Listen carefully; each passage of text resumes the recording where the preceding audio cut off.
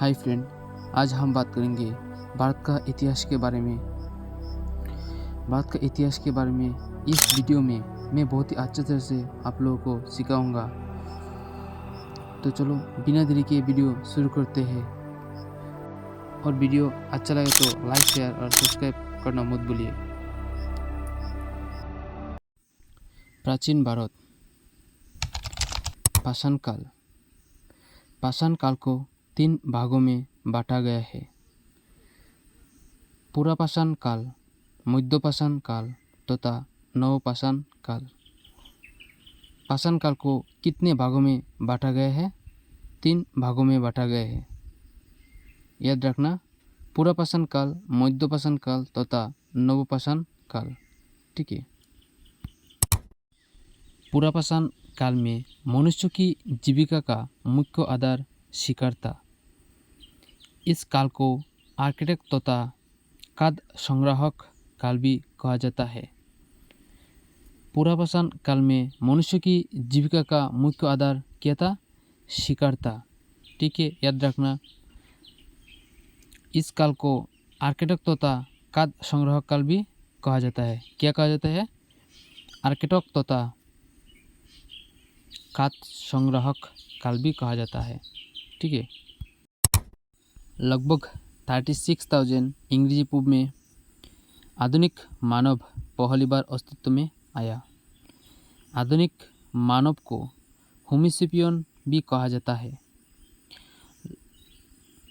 आधुनिक मानव पहली बार कब अस्तित्व में आया? लगभग 36,000 इंग्रजी पूर्व में। ठीक है, याद रखना। आधुनिक मानव को क्या कहा जाता है? होमोसेपियन भी कहा जाता है। होमोसेपियन किसे कहा जाता है? आधुनिक मानव को होमोसेपियन भी कहा जाता है। ठीक है।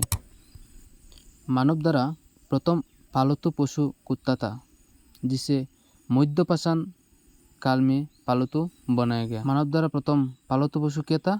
कुत्ता था, जिसे हम डॉग कहते हैं। ठीक है, जिसे मध्यपाषाण काल में पालतू बनाया गया।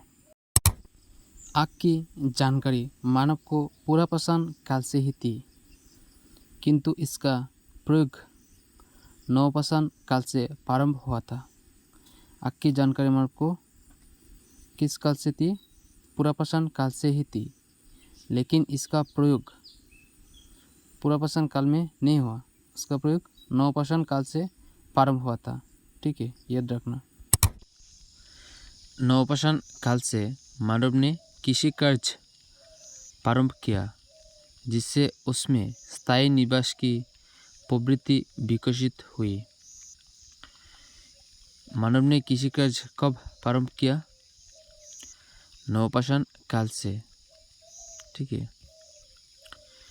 भारत में पाषाणकालीन सभ्यता का अनुसंधान सर्वप्रथम रॉबर्ट ब्रूस फूट ने 1863 इंग्रेजी में प्रारंभ किया।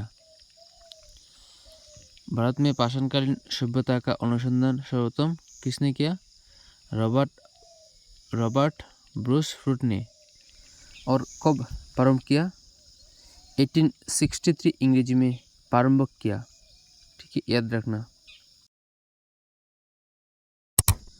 भारत में व्यवस्थित कृषि का पहला साक्ष्य मेहरगढ़ से प्राप्त हुआ है। बिहार के सिरंद नामक नवपाषाणकालीन स्थल से हड्डी के औजार मिले हैं। हड्डी के औजार कहाँ से मिले? बिहार के सिरंद नामक नवपाषाणकालीन स्थल से। ठीक है, हड्डी के औजार मिले हैं। पाषाण काल के तीनों चरणों का साक्ष्य बेलनघाटी इलाहाबाद से प्राप्त हुआ है। पाषाण काल के तीनों चरणों का साक्ष्य कहाँ से प्राप्त हुए हैं? बेलनघाटी इलाहाबाद से प्राप्त हुआ है। ठीक है। औजारों में प्रयुक्त की जाने वाली पहली धातु तांबा थी तथा इस धातु का ज्ञान मनुष्य को सर्वप्रथम हुआ। मनुष्य को सर्वप्रथम किस धातु का ज्ञान हुआ? तांबा का ज्ञान हुआ। ठीक है। औजारों में प्रयुक्त की जाने वाली पहली धातु क्या थी? तांबा थी तथा इस धातु का ज्ञान मनुष्य को सर्वप्रथम हुआ। याद रखना। चावल की खेती का प्राचीनतम साक्ष्य कुल्डीहोबा इलाहाबाद से पाया गया है। पहिए का आविष्कार नवपाषाण काल में हुआ। पहिए का आविष्कार किस काल में हुआ? नवपाषाण काल में हुआ। चावल की खेती का प्राचीनतम साक्ष्य कहाँ से पाया गया? कुल्डीहोबा इलाहाबाद से पाया गया है। ठीक है, याद रखना।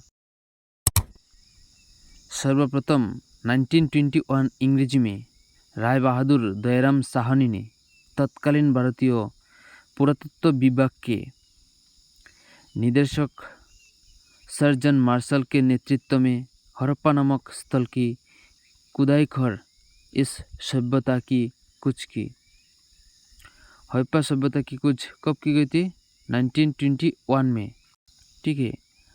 और राय बहादुर दयाराम साहनी ने तत्कालीन भारतीय पुरातत्व विभाग के निदेशक सर जॉन मार्शल के नेतृत्व में, किसके नेतृत्व में? सर जॉन मार्शल के नेतृत्व में हड़प्पा नामक स्थल की खुदाई कर इस सभ्यता की खोज की थी।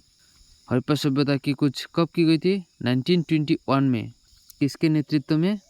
सर जॉन मार्शल के नेतृत्व में इस सभ्यता की खोज की गई थी। हड़प्पा के पश्चात 1922 इंग्रेजी में राखालदास बनर्जी ने मोहनजोदड़ो नामक स्थल की खोज की। मोहनजोदड़ो नामक स्थल की खोज किसने की थी? राखालदास बनर्जी ने। और कब की थी? 1922 इंग्रेजी में। राखालदास बनर्जी को शॉर्ट में RD बनर्जी भी बोलते हैं। ठीक है, याद रखना।